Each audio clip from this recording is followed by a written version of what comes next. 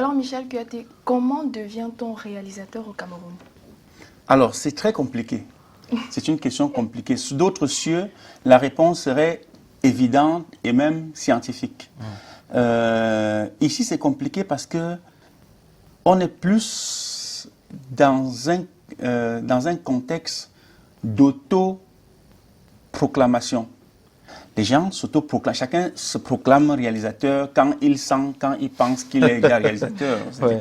Donc c'est pourquoi c'est difficile de dire comment on devient réalisateur au Cameroun. Chacun devient réalisateur et se donne le titre quand il veut et quand il estime qu'il peut supporter le titre. Donc du coup, tu verras, un gars, il va peut-être prendre une caméra, il va filmer peut-être l'anniversaire de sa petite sœur ou de sa petite amie et il va faire un montage qui met, dès qu'il a mis au générique, il a réalisé par, il va se pavaner et mettre sur sa carte de visite du réalisateur. Réalisateur, bon, ça c'est dans le cadre d'un événement. D'un événement. Oui. Sauf que tout ça, c'est pareil. Nous parlons là de l'image, Oui. nous parlons de l'image et du son. Oui. Mais comment on devient réalisateur au Cameroun?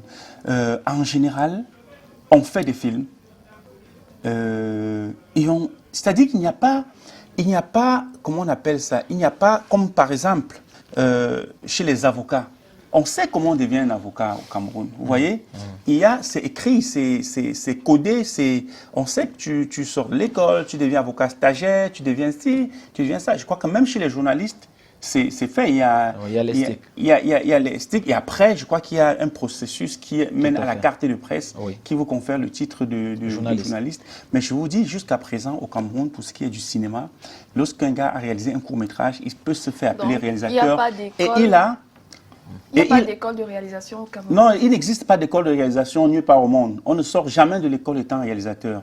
On sort de l'école étant assistant réalisateur parce que le titre de réalisateur se confère sur les œuvres que vous avez réalisées. Ça ne se confère pas sur le diplôme que vous avez eu à l'école. Oui. Donc, je vais prendre une comparaison pour que vous compreniez mieux. En France, par exemple, pour qu'on vous dise vous êtes réalisateur, vous devez réaliser, je crois, 2 ou 3 courts-métrages, ensuite être premier assistant, deuxième assistant sur 2 longs-métrages, ensuite être premier assistant sur 1 ou 2 longs-métrages, quelque chose comme ça. Et après, vous signez vous-même, vous pouvez vous-même signer votre premier long-métrage. Et en ce moment-là, qu'on vous appelle réalisateur.